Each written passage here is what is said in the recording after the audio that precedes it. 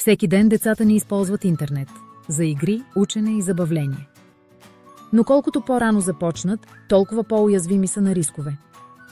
Дигиталната безопасност означава защита на децата в онлайн среда.